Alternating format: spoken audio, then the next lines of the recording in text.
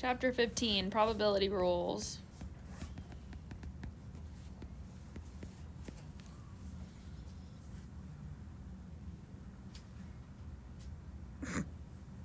This new projector, you can see the shadow of my hand on the floor. Is it angled at differently than what the... I can't see the shadow, so I'm just seeing... Oh. Bigger than Nathan. I can see it. It's like a whole thingy blocking your view. Earlier, the popcorn buckets were right there, and I was like, I probably should move those. Oh, yes, thank you. I'd like some popcorn. Me too. All right, the general addition rule. So this is the general one. So this is the probability of A union B is equal to the probability of A plus the probability of B minus the probability of A intersect B. So this is the one that can be used for everything. And we just subtract off 0 if there's nothing in the intersection. So for a visual with this one,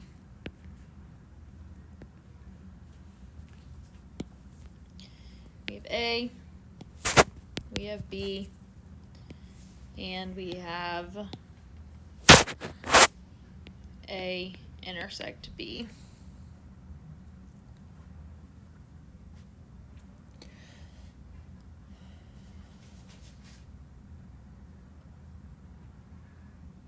So the reason we do this is because this intersected area gets counted twice.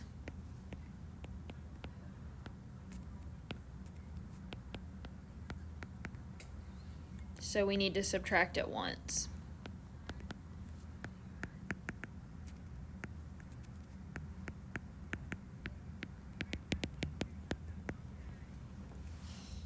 So basically, if we just added up A and B, there's stuff that's like in both of them. And so if we don't remove it one time, then it would be getting counted twice and we would get a false amount of probability, basically.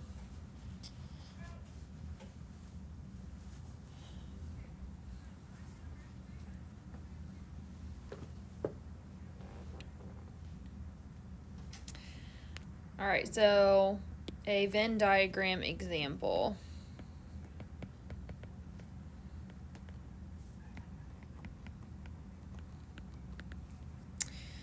In the textbook,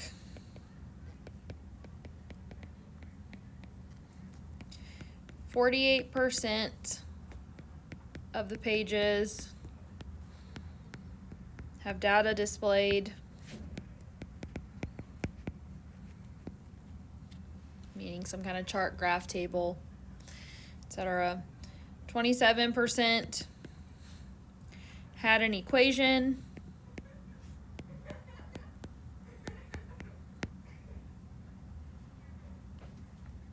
7% have both.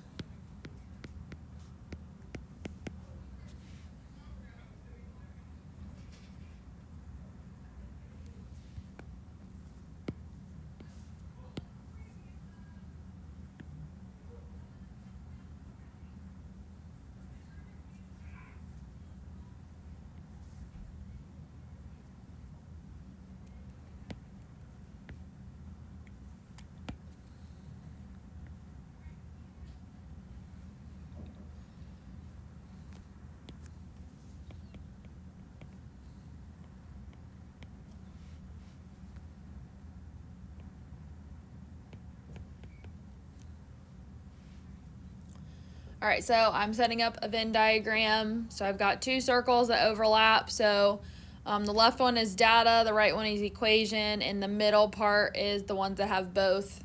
And yes, my circles are two different sizes. That doesn't matter. Just happened. I mean, I understand that they're two different sizes, but the sizes just seem a little backwards. Based on the information given. It's not proportionate. It's fine. Just imagine All right. This diagram in particular, okay, there's going to be stuff out here, which is pages that don't have anything. Okay, it's like the complement of that. Like they don't have data or an equation. That's what's going to get written out here in the box because they don't fall into either category. And so this box makes up all pages.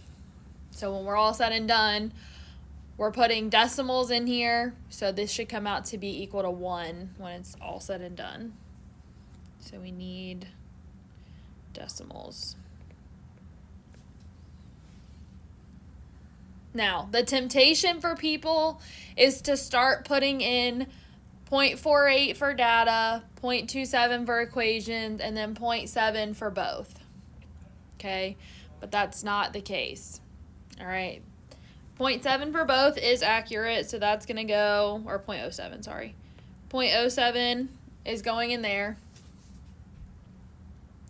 But data and equations, I can't put in the percentages that are given. I have to find what they actually are. Basically, I need to find data, no equation, and equation, no data to put into my diagram.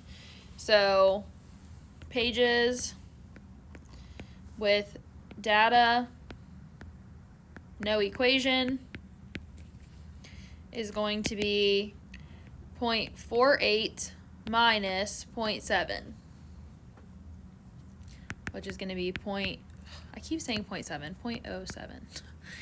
So 0.41. So that means 0.41 is going in for data. So if we added up data plus the section of both, that's 0.48.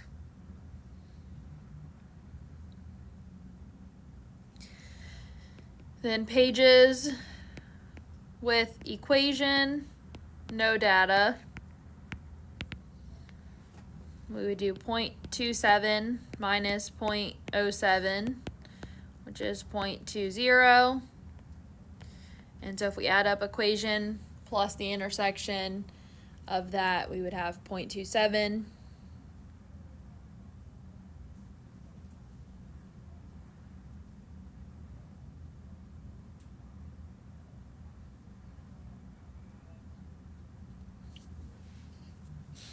Now, this is where people sometimes get confused. How many pages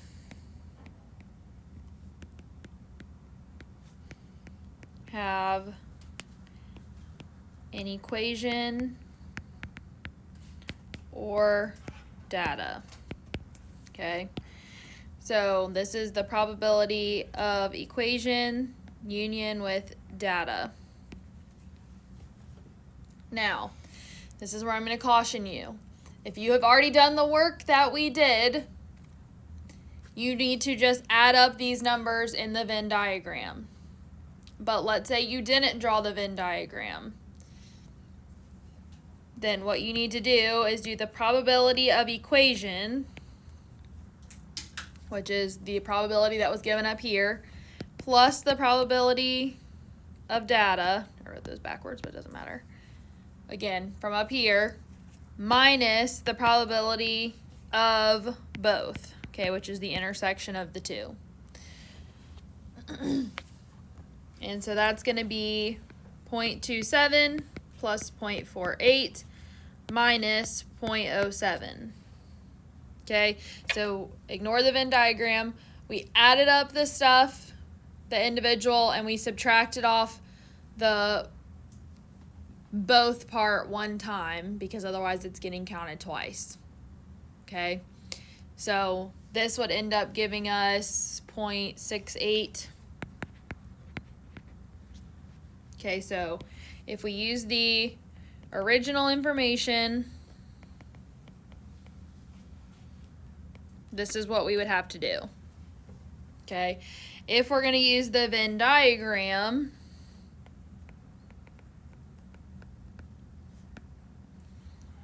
we would just add up the probabilities on the diagram. So it'd be 0.41 plus 0.07 plus 0.20.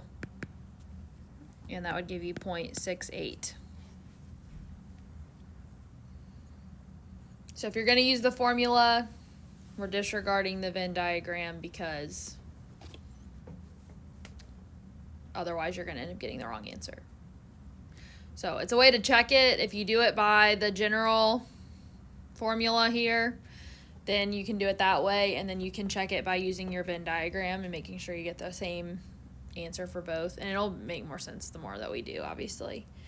Now, I said that outside of that, right now we only have 0.68, and so need to get up to 1s. That means there are so many pages or so many percentage of the pages that don't have data or equations on them. So, how many pages, or let's just say, what is the probability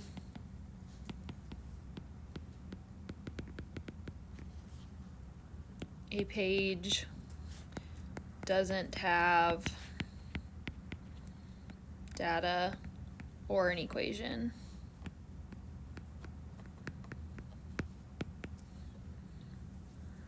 So this is going to be 1 minus the probability of equation union data, which is what we've already found that. It's going to be 1 minus 0.68, which is 0.32.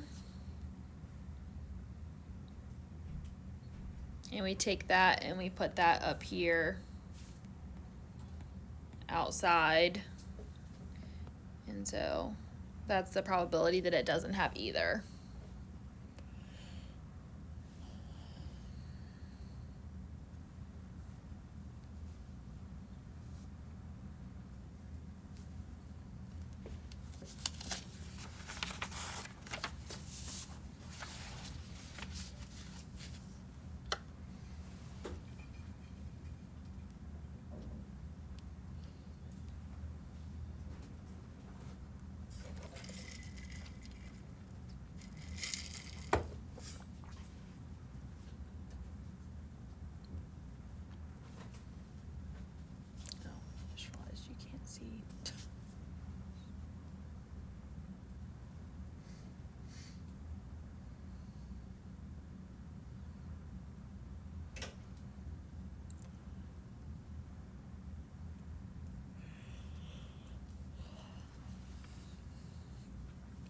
All right, next thing is going to be a little bit of a throwback for us.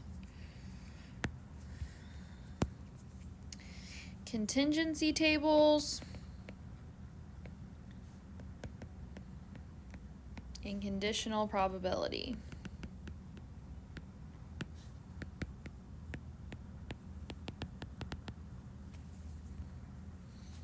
All right, do y'all happen to remember what a contingency table showed us? It's a throwback from like chapter 3 or 4. I do not believe so. Okay, so remember, contingency tables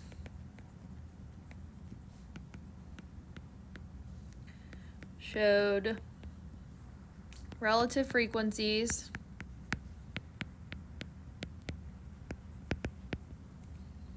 and conditional distributions.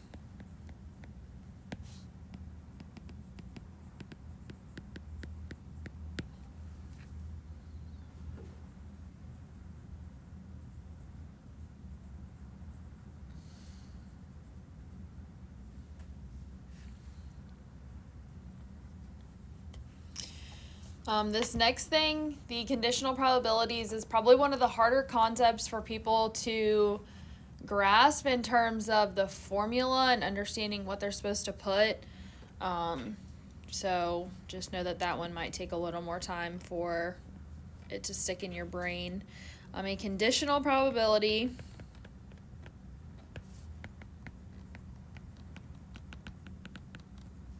calculates the probability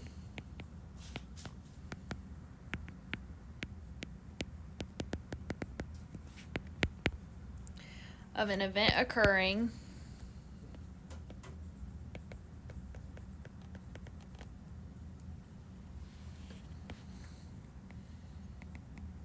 given a condition has also occurred.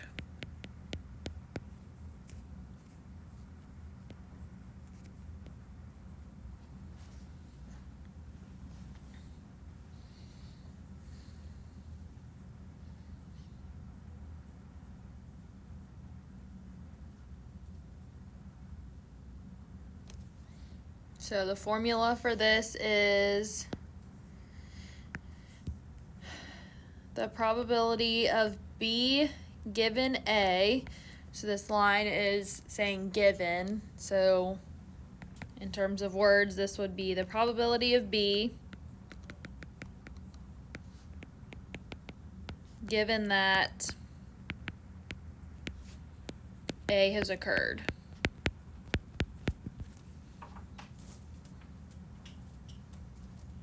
Go back early. I was supposed to create speed drills, but she couldn't find her book, so Oh, I've got nothing to do now. nice. What teacher? Mrs. Jones. So the probability of B given A is equal to the probability of A intersect B divided by the probability of A. So the easiest way to remember this is that it's the intersection of both things divided by the probability of whatever has already occurred.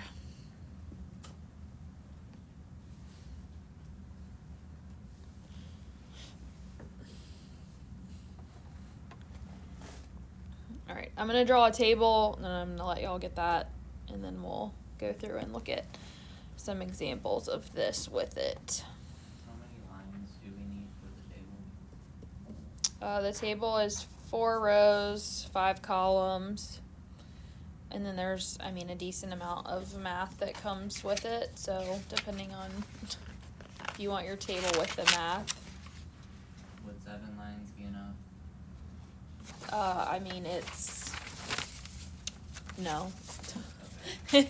It's from here down and pretty much this whole page.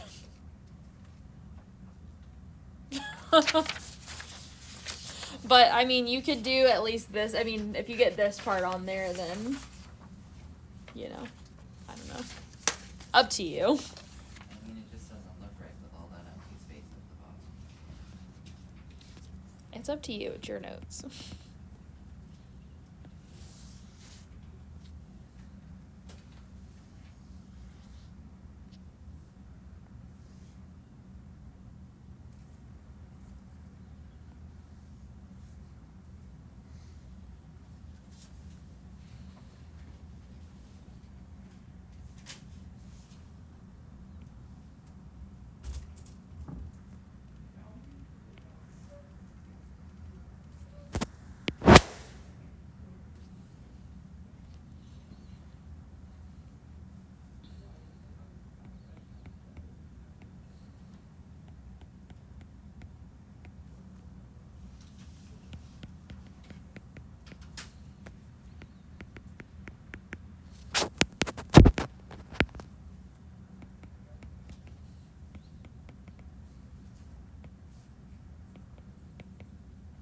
All right, so across the top are different goals, meaning what they care about, grades being popular or sports, and then totals, and then it's for boys and girls is going to be the breakdown.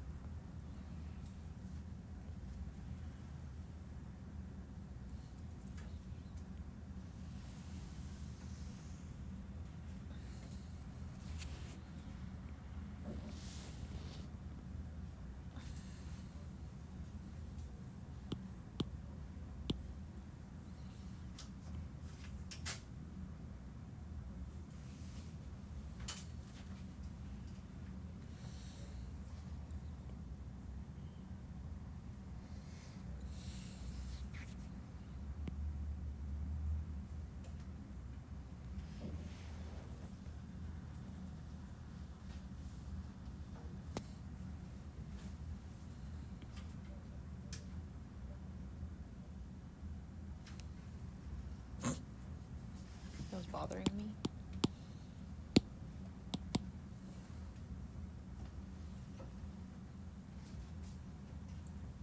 Did you get it, Josh? I had to add in an extra column for grades.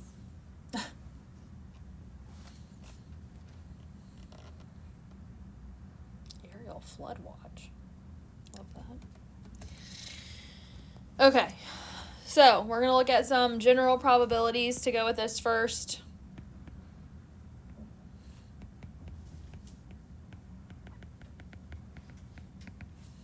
So the probability of the person being a girl, so it's the total number of girls, 251, out of the total number of students that we're looking at, which was 478, and that's going to be 0.525.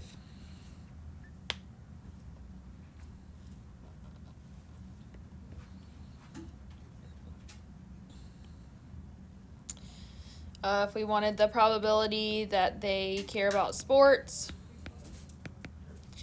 that's going to be the probability of sports, so that they care about sports, which is 90, out of the total number, which is 478.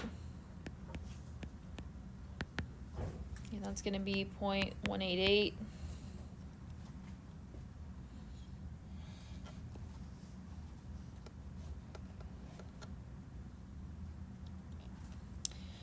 If we look at the probability of girl intersected with popular,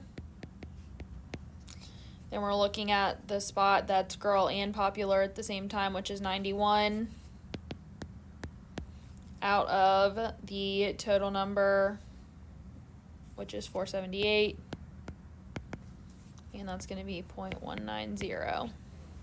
So not the intersection ones particularly, but like the probability of girl, the probability of sports, all that kind of stuff. We did those back when we did these originally in like chapter 4 or whatever chapter that was, but you know, way back when, that I'm sure everyone's forgotten by this point. So if we include the condition that the student is a girl,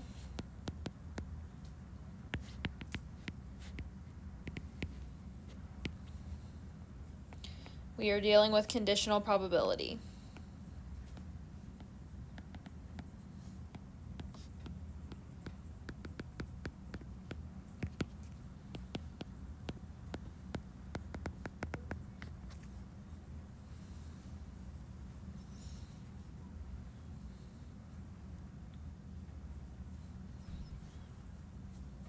So the probability of sports, given that they are a girl, means,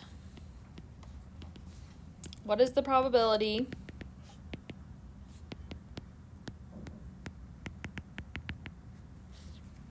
that a student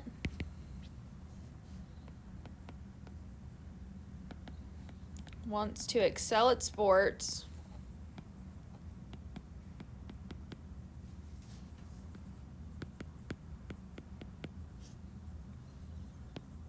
given that they are a girl?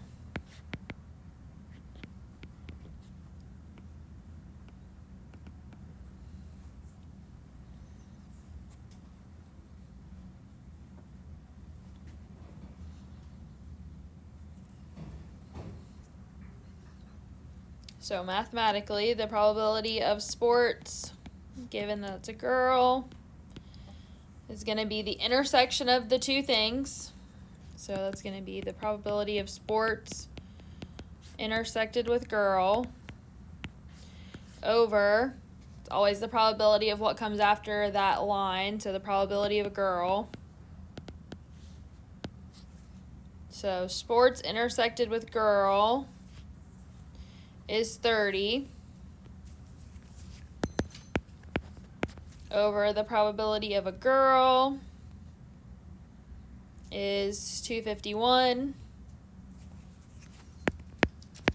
I don't have that decimal.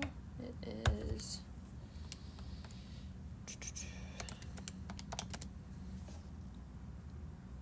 0.120, or yeah, 0.120.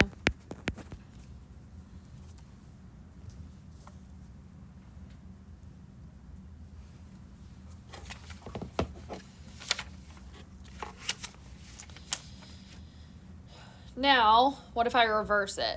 Okay, what if I do instead the probability of a girl, given that they want to excel in sports, so in words, what is the probability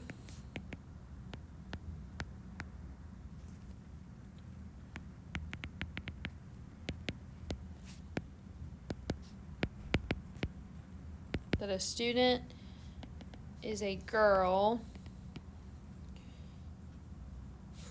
who wants to excel in sports?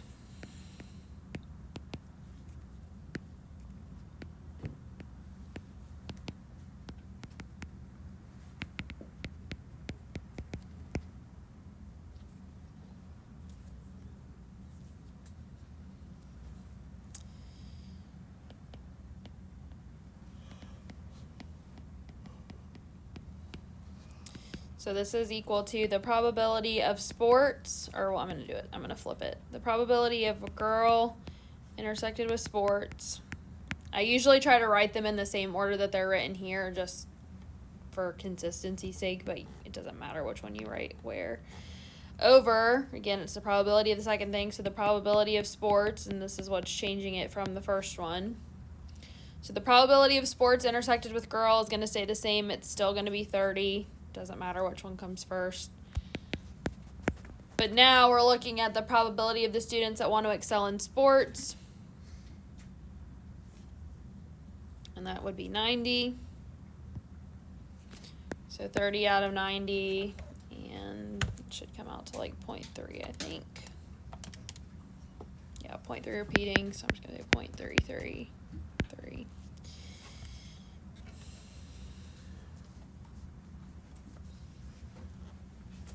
So see how the wording of it and the positioning of things make a difference. Okay, we had one that was a 0.12 probability. The other one is a 0.33 probability. All right, so that is our general, or well, we've done our general rule for addition. We've done our conditional probability. The next thing is the general multiplication rule.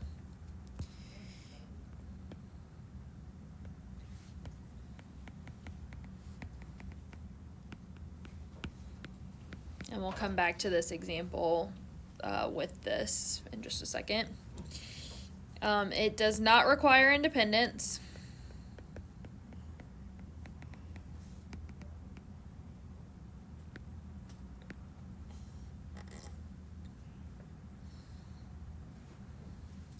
So the probability of A intersect B is equal to the probability of A times the probability of B given A. Or, the other way we can write it, the probability of A intersect B is equal to the probability of B times the probability of A given B.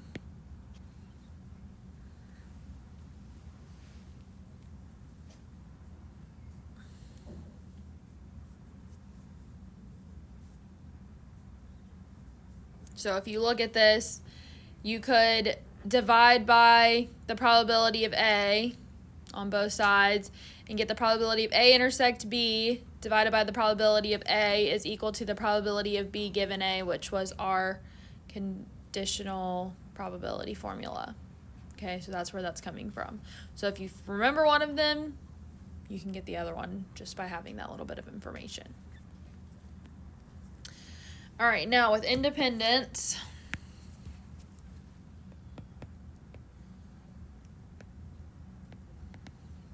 recall that independence means that the outcome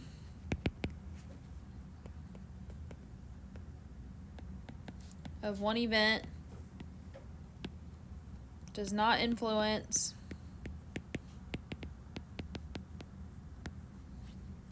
the outcome of another.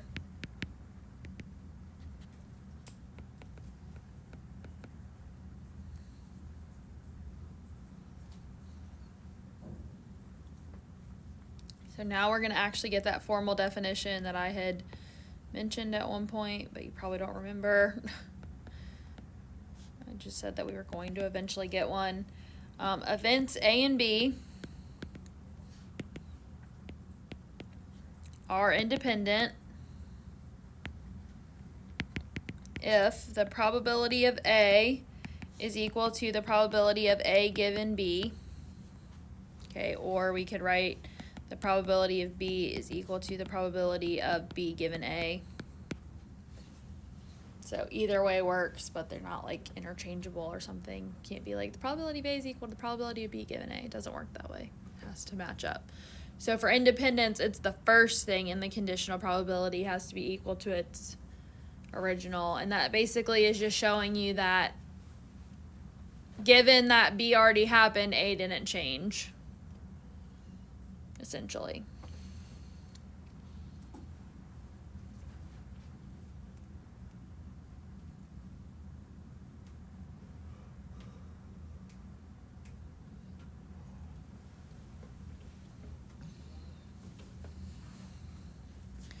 So to continue on with our example,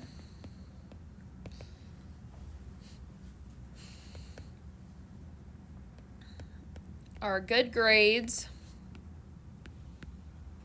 or like the desire for good grades, independent of gender?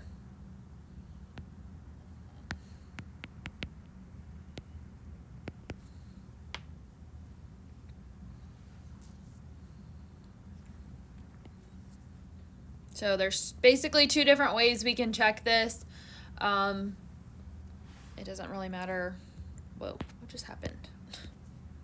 Come back.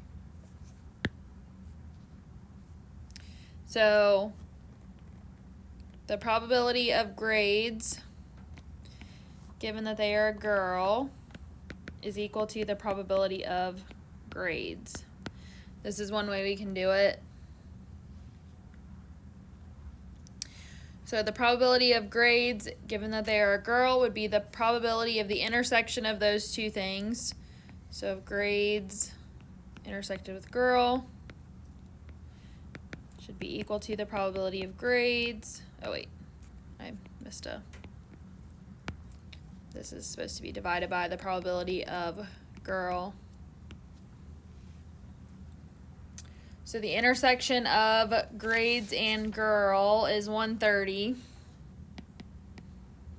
divided by the probability of a girl. The total number of girls was 251 is equal to the probability of grades is 247 out of the total number of students. So 247 out of 478.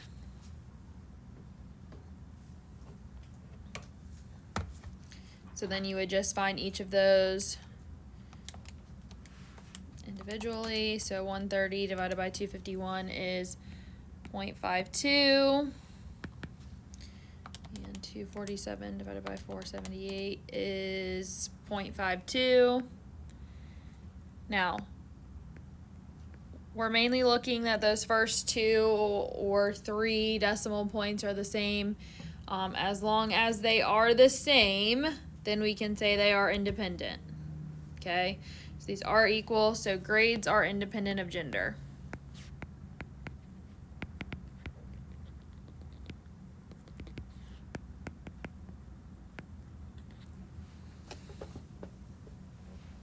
Now we could have checked the probability of a boy, given that they want good grades, is equal to the probability of a boy.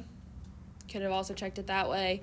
It doesn't matter which way you choose to check it, or you could have flipped girl and grades and all that stuff.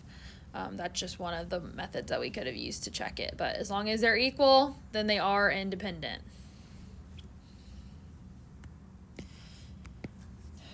Now, if we look at the next one, are sports independent of gender?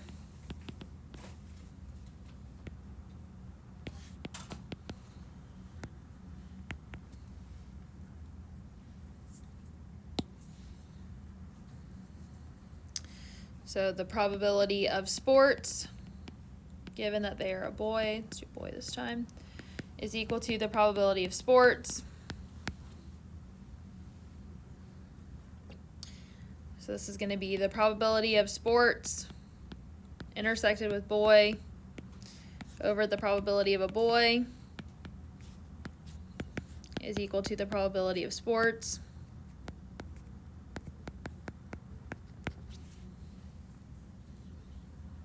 So sports intersected with boy is 60 out of the number of boys, 227. And then the probability of sports is 90 out of the total number of students, so 90 out of 478.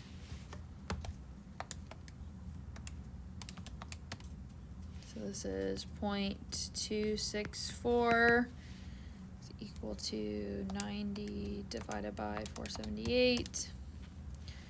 0.188, so those are not equal. I usually just draw a slash through them and then just say sports are not independent of gender.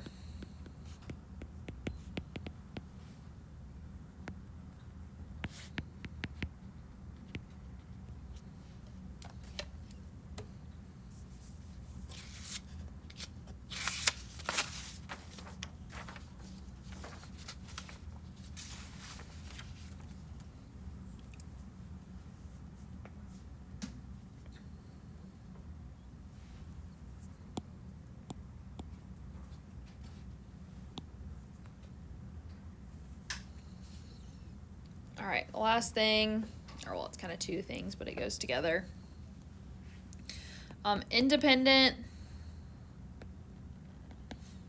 does not equal disjoint.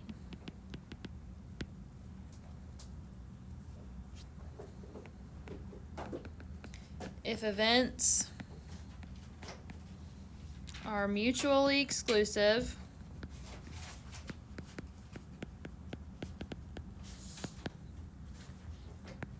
they can't be independent.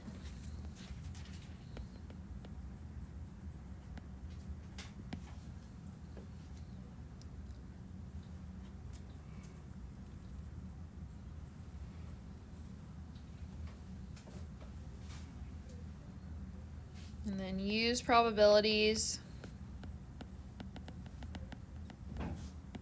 to complete a contingency table.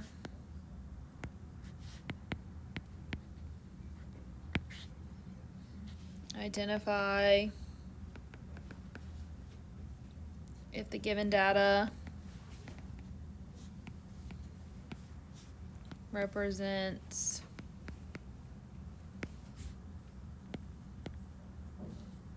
conditional or marginal probability.